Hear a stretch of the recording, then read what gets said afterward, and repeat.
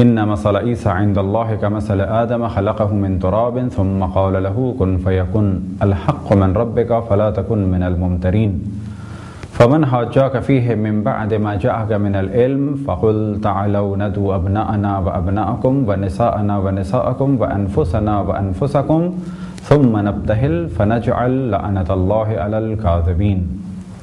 خداوند تبارک و تعالیٰ کا ارشاد ہے ان مثل عیسیٰ عند اللہ کمثل آدم خلقہ من تراب، کہ اللہ کے نزدیک عیسیٰ کی مثال آدم جیسی ہے اور آدم کو مٹی سے خلق کیا گیا۔ الحق من ربک فلا تکن من الممترین، حق اللہ کی جانب سے آ گیا، اب شک نہ کرو۔ فمن حاجاک فیہ من بعد ما جاءک من العلم، اور جو علم آنے کے بعد، آگاہی آنے کے بعد بھی بحث کرے، جدل کرے اور حق کا انکار کرے، فقل تعالوا، تو اے میرے حبیب کہہ دو، فقل تعالوا ندعو ابناءنا وابناءکم، اے میرے حبیب کہہ دو کہ تم اپنے بیٹوں کو لاؤ، ہم اپنے بیٹوں کو لائیں، ونساءنا ونساءکم، تم اپنی خواتین کو لاؤ، ہم اپنی خواتین کو لائیں، وانفسنا وانفسکم، تم اپنی جانوں کو لاؤ، ہم اپنی جانوں کو لائیں، ثم نبتہل فنجعل لعنت اللہ علی الکاذبین، پھر ہم مباہلہ کریں اور جھوٹوں پر خداوند تبارک و تعالیٰ کی لعنت بھیجیں۔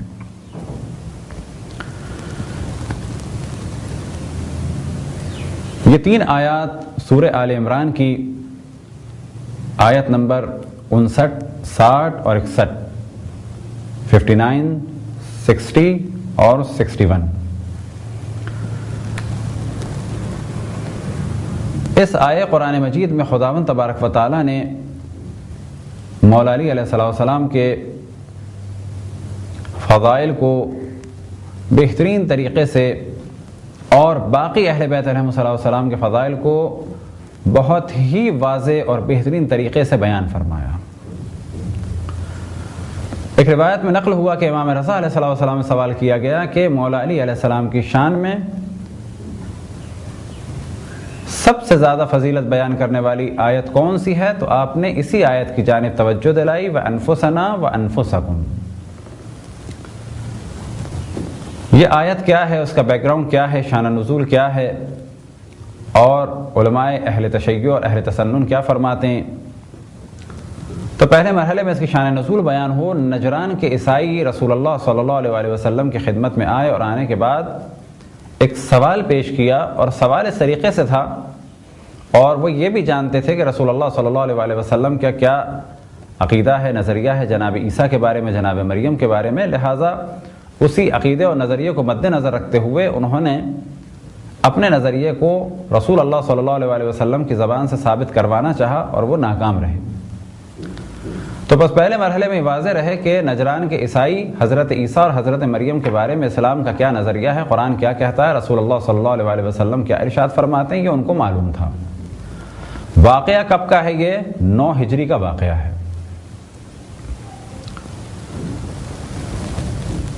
سوال کیا تھا؟ سوال ان کا یہ تھا کہ کوئی بھی بچہ بغیر باپ کے پیدا نہیں ہو سکتا، اور اگر وہ پیدا ہو جائے تو فقط 2 صورتیں ہیں، یا یہ کہ وہ ناجائز ہے، اور جناب عیسیٰ علیہ السلام کے بارے میں تو یہ آپ تصور نہیں کر سکتے، بس دوسری صورت یہ کہ وہ اللہ کا بیٹا ہو۔ تو وہ در حقیقت ان 2 نظریات میں سے ایک کو ثابت کرنا چاہتے تھے، اور نظریہ کون سا تھا؟ کہ معاذ اللہ جناب عیسیٰ اللہ سبحانہ و تعالیٰ کے فرزند ہیں۔ وجہ کیا تھی؟ کہ وہ جانتے تھے کہ رسول اللہ جناب عیسیٰ کو نبی اللہ مانتے ہیں، جناب مریم کو عذرا اور بطول مانتے ہیں، پاک اور پاکیزہ مانتے ہیں، بس یہ کیسے ممکن ہے کہ وہ گناہ کی نسبت دیں گے جناب مریم کو، اور یہ کیسے ممکن ہے کہ وہ جناب عیسیٰ کو گناہ کی اولاد کہیں گے؟ بس وہ دوسری بات ثابت ہو جائے گی۔ دوسری بات کون سی؟ یعنی جناب عیسیٰ اللہ سبحانہ و تعالیٰ کے معاذ اللہ فرزند ہیں۔ یہ تھا ان کا اصل ہدف، لہذا وہ آئے رسول اللہ صلی اللہ علیہ وسلم کی خدمت میں، اور آنے کے بعد یہ سوال پیش کیا۔ اللہ سبحانہ و تعالیٰ کی جانب سے وحی نازل ہوئی، ان مثل عیسیٰ عند اللہ کمثل آدم خلقہ من تراب ثم قال له کن فیکن۔ کہ اللہ کے نزدیک عیسیٰ کی مثال آدم جیسی ہے، اور انہیں مٹی سے خلق کیا اور کہا کن فیکن۔ اس مختصر سی آیت میں یہ جواب دے دیا گیا کہ جس طرح سے جناب آدم کو بغیر ماں باپ کے اللہ سبحانہ و تعالیٰ خلق کر سکتا ہے، بالکل ایسے ہی جناب عیسیٰ کو بھی خلق کر سکتا ہے۔ بس جناب عیسیٰ کی مثال ایسی ہی جیسے کہ جناب آدم کی، بلکہ جناب آدم میں اور زیادہ خصوصیات تھی۔ وہ کیا خصوصیت؟ کہ ایک ماں سے ایک بچے کا پیدا ہونا پھر بھی آسان ہے بنسبت اس کے کہ بغیر ماں اور بغیر باپ کے ایک بچے کو پیدا کیا جائے۔ اور ساتھ ہی یہ جواب عیسائیوں کو اس آیت میں دیا گیا کہ اگر حضرت آدم کے کئی ہزار سال کے بعد پیدا ہونے والے بغیر باپ سے حضرت عیسیٰ کو اللہ کا بیٹا کہنا صحیح مان لیا جائے تو اس روئے زمین پر جناب آدم علیہ السلام کے جو اس سلسلے کے پہلے حضرت آدم ہیں، پہلے انسان ہیں، وہ بغیر ماں باپ کے پیدا ہوئے۔ اگر بغیر باپ کے پیدا ہونے والا یہ حق رکھتا ہے کہ اسے اللہ کا بیٹا کہا جائے، تو پس بغیر ماں باپ کے جو پیدا ہوا وہ زیادہ حق رکھتا ہے عیسائی نظریات کے مطابق کہ انہیں اللہ کا بیٹا کہا جائے۔ لہذا اگر عیسائی یہ سمجھتے ہیں کہ جناب عیسیٰ کو اللہ کا بیٹا کہا جائے تو جناب عیسیٰ سے زیادہ حق حضرت آدم اور حضرت حوا علیہم السلام رکھتے ہیں کہ حضرت آدم کو بیٹا کہا جائے، حضرت حوا کو بیٹی کہا جائے، لیکن وہ ایسا نہیں کہتے۔ تو یہ تو تھا اس مختصر سی آیت سے یہ تفصیلی جواب، اور پھر آپ اللہ سبحانہ و تعالیٰ نے واضح پیغام دیا کہ اگر یہ نہیں مانتے، حق آنے کے بعد بھی اقرار نہیں کرتے تو کیا کرو؟ فَقُلْ تَعَالَوْا نَدْعُ أَبْنَاءَنَا وَأَبْنَاءَكُمْ وَنِسَاءَنَا وَنِسَاءَكُمْ وَأَنفُسَنَا وَأَنفُسَكُمْ ثُمَّ نَبْتَهِلْ فَنَجْعَلْ لَعْنَةَ اللَّهِ عَلَى الْكَاذِبِينَ۔ تو یہ تفصیل سے آیات آئیں، لیکن جو ہمارا اس وقت موضوع ہے کہ مباہلے کو بیان کر دیا، الحق من ربک فلا تکن من الممترین، حق آ گیا اب شک کرنے والوں میں سے نہ ہو۔ فمن حاجاک فیہ من بعد ما جاءک من العلم، اب جو بحث کرے، جدل کرے، انکار کرے حق کو ماننے سے، فقل تعالوا ندعو ابناءنا وابناءکم ونساءنا ونساءکم وانفسنا وانفسکم ثم نبتہل فنجعل لعنۃ اللہ علی الکاذبین۔ یہ آیت نمبر 61 در حقیقت ہمارا موضوع ہے کہ اللہ سبحانہ و تعالیٰ نے جب عیسائیوں نے نظریات کو نہیں مانا، دلائل کا انکار کر دیا، اور اس کے بعد بھی وہ قانع ہونے کو تیار نہیں تھے، تو جناب رسالت مآب صلی اللہ علیہ وسلم کو اللہ سبحانہ و تعالیٰ نے حکم دیا فقل تعالوا، تم آؤ، فقل تعالوا ندعو ابناءنا وابناءکم، آؤ اور اپنے بیٹوں کو لاؤ، ہم اپنے بیٹوں کو لائیں، تم اپنی خواتین کو لاؤ، ہم اپنی خواتین کو لائیں، تم اپنے نفسوں کو، جانوں کو لاؤ، ہم اپنے نفسوں کو اور جانوں کو لائیں۔ تو پہلے مرحلے میں یہ چیز ذہن میں رہے کہ یہاں پر مباہلے کا قانون بیان ہوا، اور قانون میں ہمیشہ جمع کے صیغے استعمال ہوتے ہیں۔ مثال کے طور پہ کیا کہا جائے گا کہ یہ انشورنس میچور ہونے کے بعد یا اسے ملے گی کہ جس کے نام ہے، یا اس کی اولاد کو ملے گی۔ اولاد جمع ہے ولد کی، یعنی بچوں کو ملے گی۔ بس قانون بناتے وقت کہا جائے گا کہ یہ اسے یا اس کے بیوی بچوں کو ملے گی، لیکن ممکن ہے کہ جو فرد مرے اس کی بیوی نہ ہو، بچے بھی نہ ہوں، فقط ایک بچہ ہو، تو کہا جائے گا صحیح ہے، قانون بناتے وقت جمع کا صیغہ استعمال ہوا۔ لیکن اگر کہیں پر بچے نہیں ہوں گے تو یہ نہیں کہا جائے گا کہ ابھی انشورنس بچوں کو ملے گی، اور کیونکہ اب آپ کے پاس بچے نہیں ہیں تو لہذا ایک بچے کو نہیں ملے گی۔ کہا جائے گا ہاں زیادہ ہوتے تو بچوں کو ملتی، اور جب نہیں ہے تو ایک کو ملے گی۔ تو پہلے اس مرحلے کی جانب توجہ رہے کہ اللہ سبحانہ و تعالیٰ نے یہاں پر صیغے جمع کے استعمال کیے، فَقُلْ تَعَالَوْا نَدْعُو أَبْنَاءَنَا وَأَبْنَاءَكُمْ، تم اپنے بیٹوں کو لاؤ، ہم اپنے بیٹوں کو لائیں، تم اپنے بیٹوں کو لاؤ، وَنِسَاءَنَا وَنِسَاءَكُمْ، ہم اپنی خواتین کو لائیں، تم اپنی خواتین کو لاؤ۔ تو تمام مفسرین شیعہ اور سنی نے اس بات پر اجماع کیا، حتیٰ وہ قرآن کہ جو سعودی عرب سے بھی چھپ کے آتے ہیں، حتیٰ ان کے بھی حاشیے میں، بعض تفاسیر میں جو حاشیے کے بعض کلام مجید جو حاشیے کے ساتھ چھپے، وہاں پر بھی اس جانب توجہ دلائی گئی کہ مباہلے میں یہ واقعہ ہوا تھا، اور امام حسن، امام حسین، جناب سیدہ حضرت علی علیہ السلام کو لے گئے تھے رسول اللہ اپنے ساتھ۔ تو اب یہ توجہ رہے کہ 9ویں ہجری کا واقعہ ہے، کب کہ جب لاکھ سے زیادہ صحابی ہیں اور بہت بڑی تعداد ان کے بچوں کی اور ان کی ازواج کی اور خود رسول اللہ کی 9 ازواج ہیں۔ لیکن تمام مفسرین شیعہ و سنی نے اس بات پر اجماع کیا کہ رسول اللہ صلی اللہ علیہ وسلم بیٹوں کے عنوان سے فقط امام حسن اور امام حسین علیہ السلام کو لے گئے. بس اگر ان کے علاوہ کوئی ہوتے تو ضرور لے کے جاتے، اگر ان کے علاوہ کوئی نواسے ہوتے تو ان کو بھی لے کے جاتے. بس معلوم ہوا کہ نہ بیٹے تھے، اور بیٹوں کا انکار تو قرآن مجید میں ہوا کہ رسول اللہ صلی اللہ علیہ وسلم کسی بھی مرد کے والد نہیں ہیں. کس اعتبار سے؟ جسمانی اعتبار سے، کہ کوئی ان کی زوجہ سے پیدا ہوا ہو، ایسا کوئی بھی مرد نہیں ہے جو ان کا بیٹا ہو. لیکن نواسوں کو یہاں پر پھر بھی اللہ سبحانہ و تعالیٰ نے بیٹا کہا، یعنی ہے نواسے جسمانی اعتبار سے، بیٹی کے بیٹے ہیں، رشتے کے اعتبار سے صاحبزادی کے صاحبزادے ہیں، لیکن اللہ سبحانہ و تعالیٰ نے یہاں پر انہیں بیٹا کہا. اب ایک بہت بڑی تعداد اصحاب کی ہے، ان کے بچوں کی ہے، لے کے کس کو گئے رسول اللہ؟ جمع کا صیغہ ہے کہ ہم اپنے بیٹوں کو، تم اپنے بیٹوں کو. لیکن کس کو لے کے گئے رسول اللہ صلی اللہ علیہ وسلم؟ فقط امام حسن کو اور امام حسین کو. اگر ایک کا یا دو کا ذکر ہوتا تو یہی کہا جاتا جی ان کو لے گئے تھے، اگر ہمارا ہوتا تو ہمیں بھی لے جاتے، تو بھی فضیلت اہل بیت کی ہوتی کہ جی انہی کا ذکر تھا، آپ کا نہیں تھا. لیکن یہاں پر تو گنجائش ہے، بہت ساروں کو لے جایا جا سکتا ہے، کیونکہ عربی میں ایک مفرد ہوتا ہے، ایک تثنیہ ہوتا ہے، ایک جمع ہوتا ہے. مفرد یعنی مثال کے طور پہ رجل ایک مرد، رجلان دو مرد، رجال تین یا تین سے زیادہ.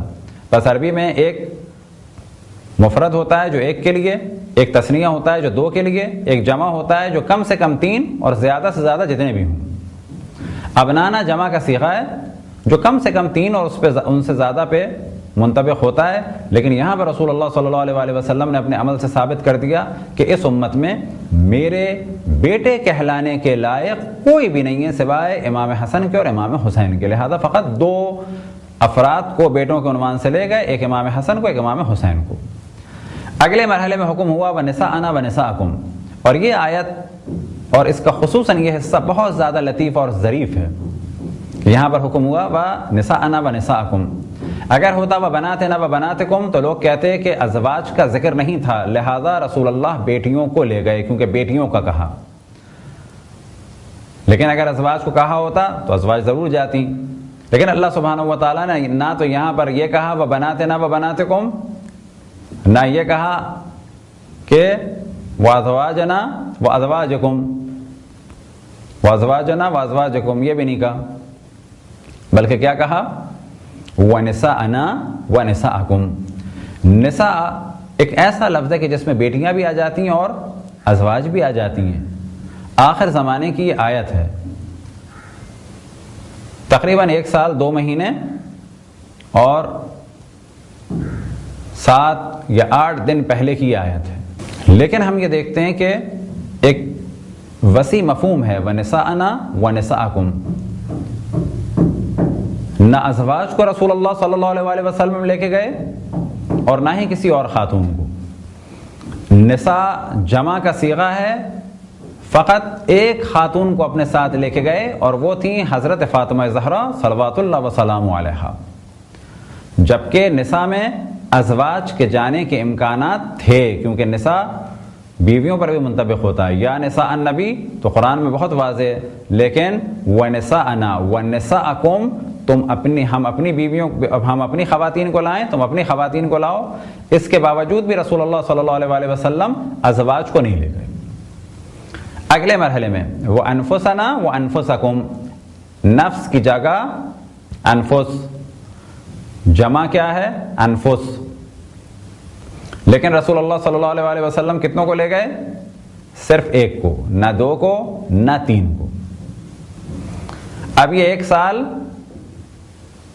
2 مہینے اور تقریباً 7 یا 8 دن پہلے آیت نازل ہوئی. کئی لاکھ صحابی ہیں، کئی لاکھ مسلمان ہو چکے ہیں، لیکن نفس رسول بن کے جانے کے لائق کوئی بھی نہیں ہے سوائے مولا امیر المؤمنین علی ابن ابی طالب کے.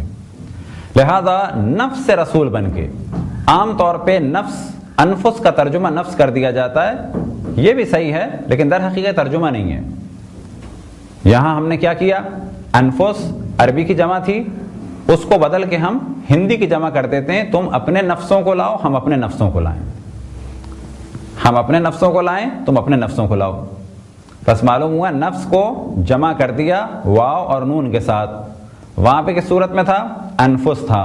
لیکن اگر ترجمہ کیا جائے پورا تو زیادہ مناسب ترجمہ یہ ہوگا تم اپنی جانوں کو لاؤ.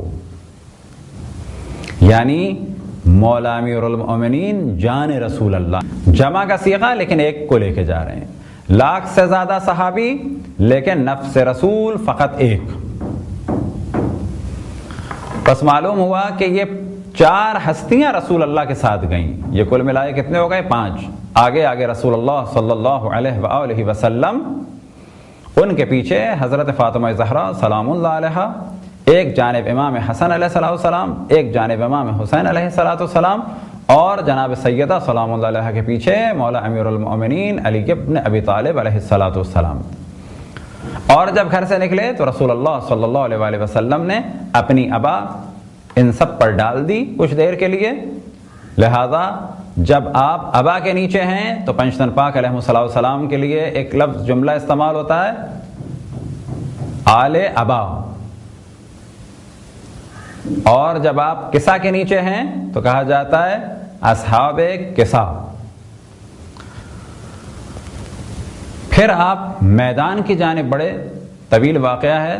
جب دیکھا عیسائی راہبوں نے، پہلے وہ کہہ چکے تھے کہ اگر یہ اپنے لشکر کے ساتھ اصحاب کے ساتھ آئیں تو سمجھ لینا کہ یہ وہ نبی نہیں ہیں، اور اگر فقط اپنے گھر والوں کے ساتھ آئیں تو سمجھ لینا کہ یہ وہی نبی ہیں. واقعہ طویل ہے. جو آیا تھا وہ جانتا تھا، اور وہ اپنے بھائی سے پہلے بھی کہہ چکا تھا کہ یہی وہ نبی ہے، لیکن اس کے باوجود وہ ایمان لانے کو تیار نہیں تھا. چھوٹا بھائی بعد میں ایمان لے آیا تھا. واقعہ طویل ہے. لیکن اس آیت سے مولا علی علیہ السلام کی عظمت مخصوصاً، اور بعد میں جناب سیدہ اور امام حسن امام حسین علیہ السلام کے فضائل بہت ہی بہترین طریقے سے واضح ہو جاتے ہیں کہ اگر ابناء رسول اللہ کوئی ہے تو امام حسن امام حسین. نساء نبی میں اگر کوئی ہے اس قابل کہ جا سکے مباہلے میں تو فقط جناب سیدہ، کیونکہ معاملہ فقط جانے کا نہیں تھا. معاملہ یہ تھا کہ بعد میں کیا کرنا ہے؟ ثم نبتہل، مباہلہ کرنا ہے. فنجعل لعنت اللہ علی الکاذبین، جھوٹوں پہ خدا کی لعنت ہو. فقط وہ جا سکتے تھے کہ جنہوں نے نہ پہلے کبھی جھوٹ بولا ہو اور نہ بعد میں کبھی جھوٹ بولنے کا امکان ہو. اور یہ ہستیاں اس وقت فقط 5 تھیں. اب اس آیت سے جو امامت مولا امیر المؤمنین علیہ السلام ثابت ہوتی ہے وہ کیسے؟ قرآن مجید میں حکم ہے کونوا مع الصادقین. قرآن مجید میں اگر کوئی سچے ہیں رسول اللہ صلی اللہ علیہ وآلہ وسلم کے دور میں تو وہ یہ ہے. اور کس طریقے سے ثابت ہوگی؟ کہ بعد رسول اللہ اگر سوال کیا جائے کہ کچھ افراد ہیں اور ان میں سے ایک وہ ہے کہ جس سے کبھی بھی جھوٹ صادر نہیں ہوا، جس نے کبھی بھی جھوٹ نہیں بولا، اور قرآن کی گواہی ہے وہ کبھی جھوٹ بولے گا بھی نہیں، وہ بہتر ہے جانشینی رسول اللہ کے لیے یا اس کا غیر؟ تو عقل کہتی ہے وہ بہتر ہے. سوال کیا جائے کہ ایک شخص بعد رسول اللہ وہ ہے کہ جس کو قرآن مجید میں نفس رسول کہا گیا، رسول اللہ کی جان، رسول اللہ کی روح، وہ مقدم ہے رسول اللہ کی خلافت میں اور وزارت میں اور نیابت میں اور وصایت میں، وہ بہتر ہے امت مسلمہ کی رہبری اور امامت کے لیے یا وہ کہ جو نفس رسول اللہ نہ ہو؟ تو کہا جائے گا وہ کہ جو نفس رسول اللہ ہو. پس سب سے بہترین آیت اور حقیقت یہ ہے کہ اگر قرآن مجید میں اس کے علاوہ کوئی بھی آیت نہ ہوتی تو مولا علی امیر المؤمنین علی ابن ابی طالب علیہ السلام کے لیے کافی تھی یہی ایک آیت کہ وہ نفس رسول ہیں. پس بعد رسول، نفس رسول مقدم، نفس رسول تمام مخلوقات سے مقدم، نفس رسول تمام مخلوقات سے ارفع و اعلیٰ، نفس رسول ہے. نفس رسول کا مقایسہ کسی سے بھی نہیں ہو سکتا. پس اگر نفس رسول کہہ دے کہ میں ہوں رسول اللہ صلی اللہ علیہ وآلہ وسلم کا خلیفہ اور جانشین، البتہ یہ جانشینی غدیر میں ثابت ہو چکی تھی. البتہ یہ جانشینی جب آپ نے اعلان رسالت فرمایا اور اللہ سبحانہ و تعالیٰ نے حکم دیا وَأَنذِرْ عَشِيرَتَكَ الْأَقْرَبِينَ، تو اسی وقت کی نیابت اور ولایت اور خلافت اور امامت ثابت ہو چکی تھی. لیکن اگر کوئی اسے نہ مانے تو حقیقت یہ ہے کہ یہی ایک آیت اور اس کا فقط ایک یہ لفظ وَأَنفُسَنَا، یہ جملہ وَأَنفُسَنَا وَأَنفُسَكُمْ، اس میں نفس رسول جو بھی ہے وہ تمام امت سے مقدم ہے، تمام اصحاب سے مقدم ہے. بس یاد رکھیں یہ آیت نازل ہوئی بالکل آخر ایام میں. رسول اللہ صلی اللہ علیہ وآلہ وسلم فقط اور فقط مولا امیر المؤمنین کو لے گئے، جبکہ اس زمانے میں 1,00,000 سے زیادہ اصحاب تھے.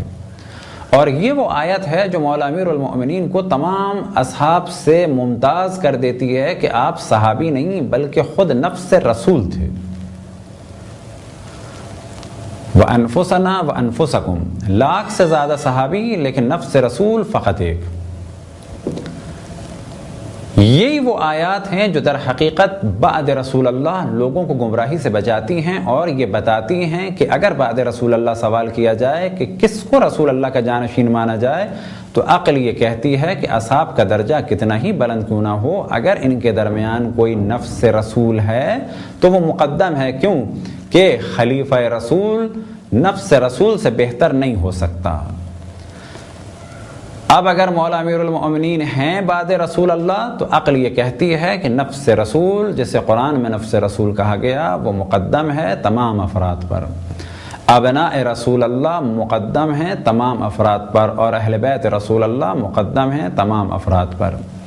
یہ وہ آیت تھی کہ جو بعد رسول اللہ کے پرابلم کو سالو کرتی ہے اور بتاتی ہے کہ اگر نفس رسول ہے تو پھر کہیں جانے کی ضرورت نہیں. لہذا رسول اللہ نے اپنی زندگی میں بحکم خداوند تبارک و تعالی امت کی ہدایت کے لیے مباہلے کے وقت بحکم اللہ سبحانہ و تعالی مولا امیر المؤمنین کو نفس رسول کہلوایا. نفس رسول اللہ نے مخاطب کیا. اب جب نفس رسول مولا امیر المؤمنین ہیں تو بلا شک نفس رسول خلیفہ رسول بننے میں تمام افراد سے مقدم ہے. خداوند تبارک و تعالیٰ سے دعا ہے کہ بحق محمد و آل محمد ہمیں اپنی رسول اپنی حجتوں خصوصاً امام زمان علیہ السلام کی معرفت اور اطاعت کی توفیق عطا فرمائے. وصلی اللہ علی محمد و آلہ الطاہرین.